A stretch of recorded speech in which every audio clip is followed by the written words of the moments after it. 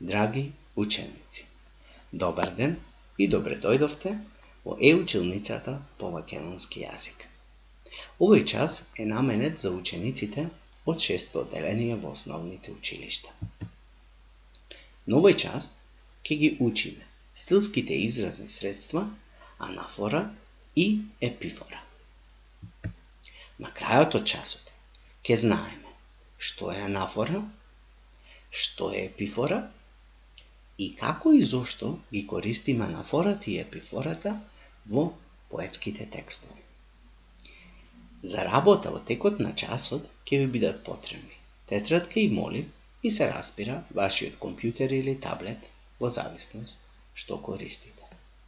Доколку некаде ви е потребно стопирање на видеото со цел да забележите или да сработете нешто, слободно направете го тоа, а потоа продолжете. Може да почнеме. На почетокот на часот ќе се потсетиме на трите најважни работи за стилските изразни средства што досега ги работевте на часовите по македонски јазик. А тоа се: што се стилските изразни средства, зашто се користат тие и кои стилски фигури досега се изучени. Стилски изразни средства или стилски фигури е исто. Тие се употребуваат за да ја збогатат сликовитоста, емоционалноста и музикалноста на поетските творби. Исто така, тие ја збогатуваат со сликовитост, музикалност и емоционалност, но и ја прават попривлечна за читателот или слушателот на самата поетска творба. До сега, на часовите по македонски јазик успеавте да ја сработите само стилската фигура епитет. Така да после крајот на овој час вие ќе бидете богати со знаење за уште две стилски фигури. Тоа се анафората и епифората.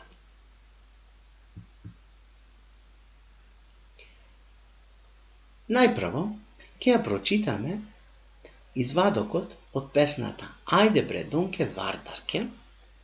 Тоа е народна песна.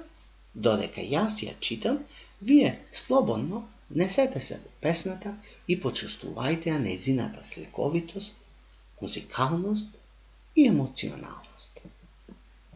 Ајде ке те прашам бре Донке, Донке Вардарке. Хајде дали тече бре Донке Вардар матна вода? Ајде тече бре брате бели пејни фрла. Хајде ми довлече бре брате до 2 јунака. Хајде првиот е бре брате јунак Мирче Ацев. Хајде вториот е бре брате јунак Страшо Пинчур. Забележува, тоа е стандардна, типична народна песна. И токму, тоа е првото прашање што ќе го упатам до вас. А тоа е, што мислите?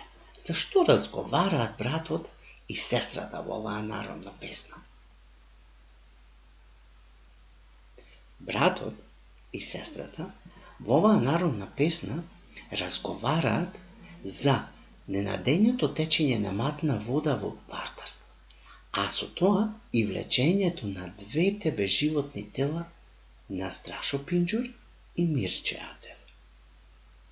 Веќе го добивте одговорот на второто прашање. Кои двајца јунаци се опеани во песната?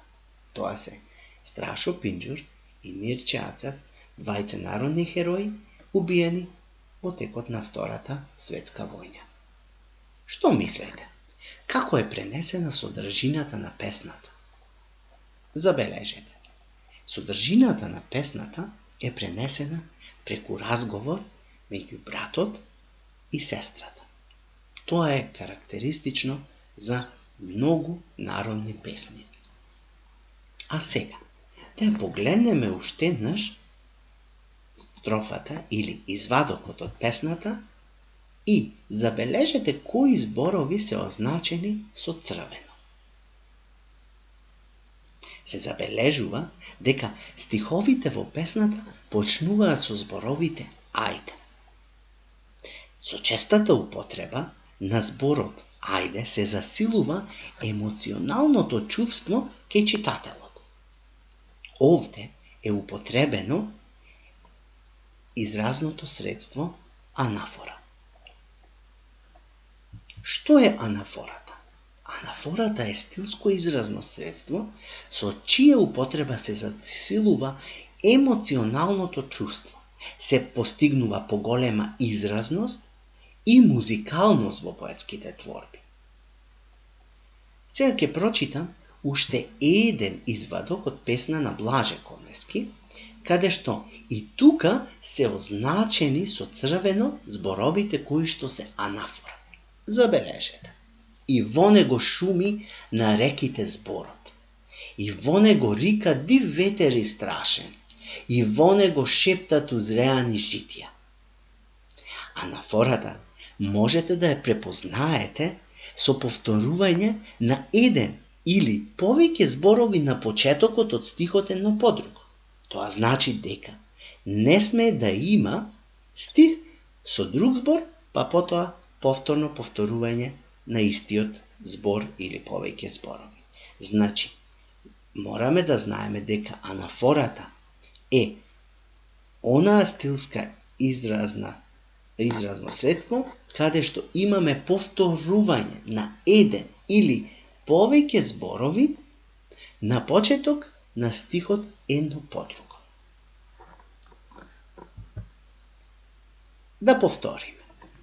Обидете се во извадокот од песната Тутуноберачите од Кочо Рацин да ја препознаеш анафората. Лист по лист кини, лист по лист нижи, лист по лист превртуј, притисквај, лист по лист милно и таговно реди. Запрете го видеото, означете анафората, а потоа продолжете за да го погледнете одговорот.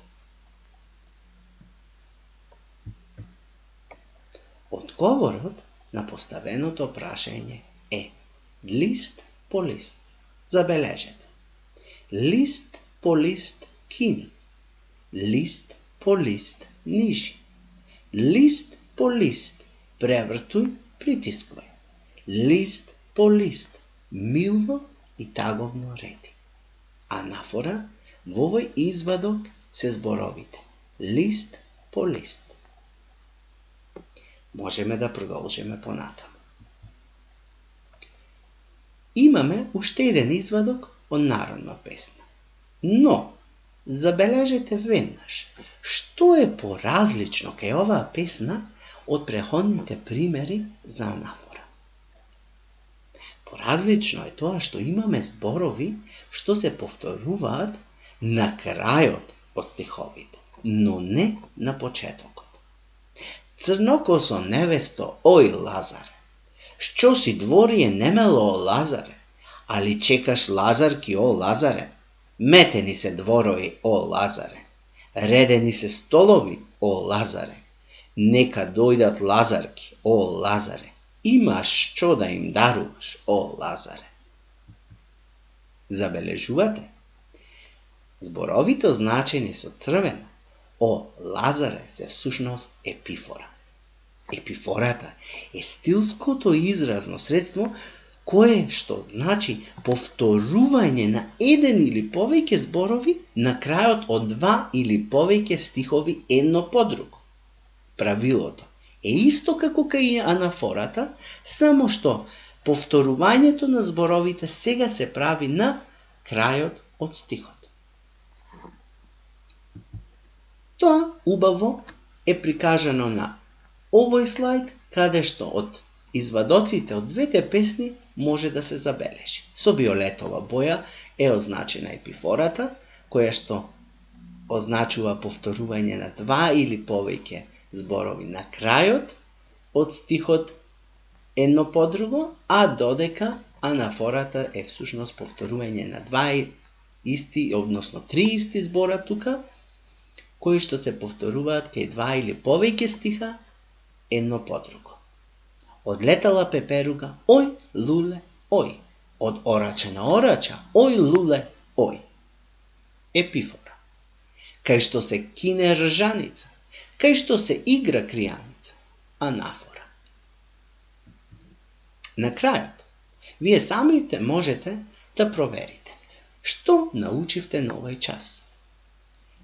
Имате да одговорите потврдно, негативно или дека делумно научивте нешто.